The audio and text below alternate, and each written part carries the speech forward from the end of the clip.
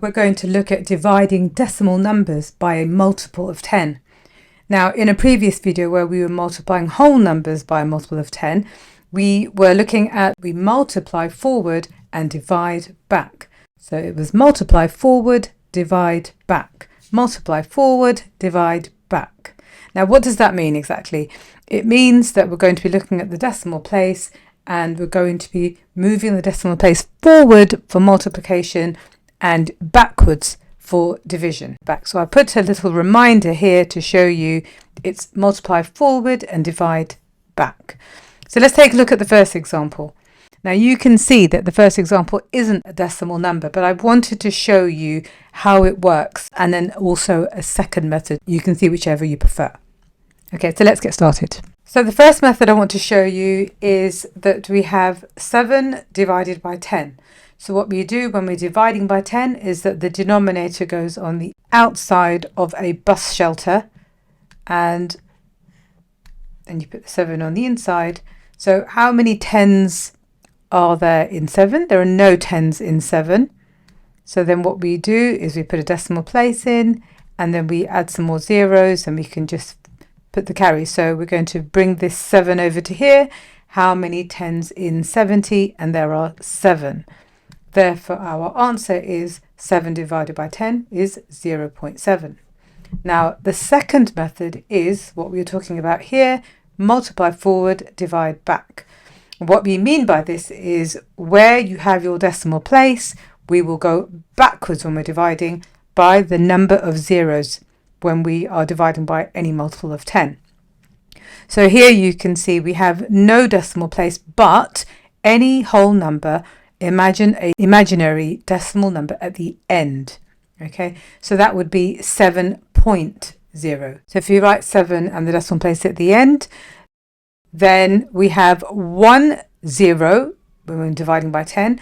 So we will take this decimal number and we will go this way. That's what we mean by back. And we are going to take this decimal place back by 1 jump. So it will now be at the start of 7. So the answer will be 0.7. There's your answer. It's both the same, 2 different methods, but I think that the one where you just move the decimal place over is really much easier. Okay, over in example number 2, we have 5.6 divided by 10. So we can see our decimal place here in between the 5 and the 6, and we are dividing by 10, which has got 1 0. So our decimal place will jump 1 place back like this. So it will now be at this side of the 5. So we could write 0 point, and then we leave the numbers as they are, 56. So we've got 5 and 6. We will keep those, but we've just moved the decimal place over by 1 place to the left. So our answer is 0.56. In example number 3, we have 89.5 divided by 10. Again, we're just moving the decimal place to the left because it's divide back. And there's only 1 0, so we're moving the decimal place by 1 place to the left. So all the numbers just shift a little bit. We now have 8.95 as our answer. There you go. And in example number 4, similarly, we have 2.18 divided by 10. So we have 1 0. So we're going to move the decimal place over by 1 place to the left because it's divide back. So that would mean that we have a leading 0.218. There's our answer. Now in example number 5, we've got 6.3 divided by 100. So here there are 2 zeros. And so we will take the decimal place and we will go 2 places to the left, 1, 2. Now there is no number here, so we will put a placeholder there. So we have 0 point, the placeholder, and then the 2 numbers 63. So it becomes 0.063. There's our answer.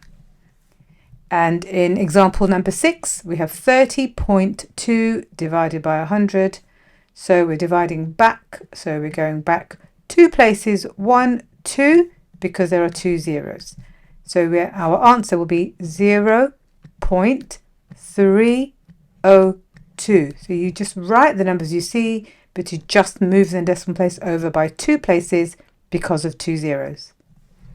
In example number 7, it's 8.1 divided by 1,000. So I'll write the 8.1 here for you just to show you.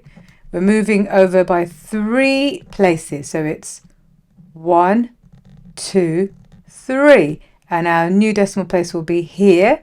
And we've got these 2 empty spaces where we will fill up some zeros. So our answer will be 0. And then 2 gaps are 2 zeros. And then we have the 8 and 1.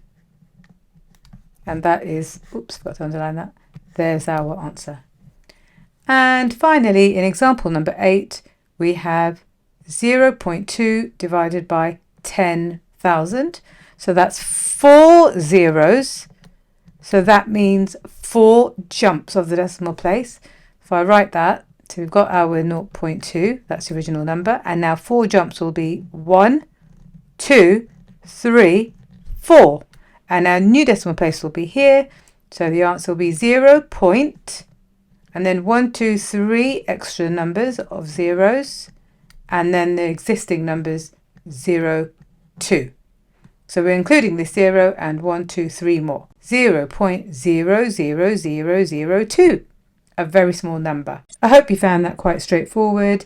If you enjoyed this video, don't forget to share, like and subscribe and press the bell icon. See you in the next one. Bye.